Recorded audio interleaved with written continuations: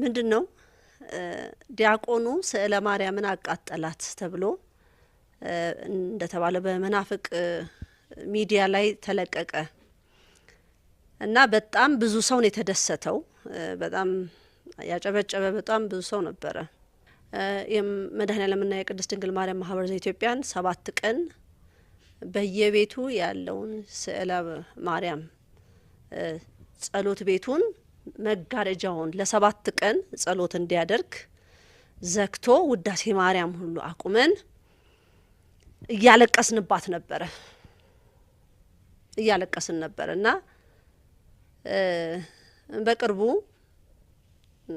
በላቸው እንዲህ ነበር ያሉት ሚዲያ ላይ እዛው የመናፍቅ ሚዲያ ላይ ወጥተው ጸረ ማርያም ሚዲያ ላይ ወጥተው እንደዛ ብል መቼም ማጋነን ስለማይሆንብኝ ጸረ ማርያም ሚዲያ ላይ ወጥተው ያው እሳቸውም እንደዛው ስለሆኑ ማለት ነው። ከዚህ ማህበር የወጡት እሳቸውም ጸረ ማርያም ስለሆኑ ነው።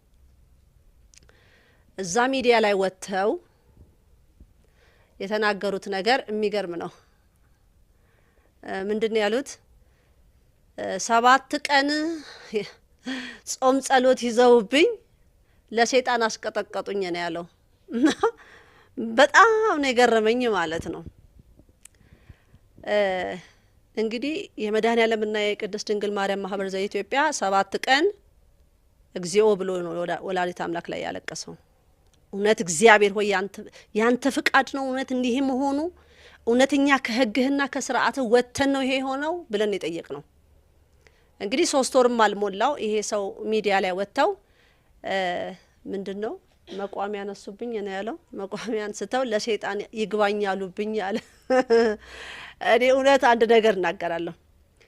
እኛ ይሄንን መልእክት ለእግዚአብሔር ነው ያደረስነው። እንግዲህ ሰይጣን በመሃል ሰምቶ የወላዲት አምላክ ስዕለ ማርያም መቃጠል አንገብግቦት እሱም በኩርኩም በጥፊና በቦክስ ብሎት ከሆነ አሁን እንግዲህ በርግጫ ብሎ መዘረር ነው የሚቀረው ማለት ነው። ይበል ያሰኛል ይሄ። እንግዲህ ሰይጣን ከሰው ልጅ ተሻለና በላቸውን በጥፊ መታው ማለት ነው። እና ኮረኮሞ እንዴት ወላዲት አምላክ ስዕልን ታቃጥላለህ? እነሱ እኮ ለኔን ያሳሰቡኝ ብሎ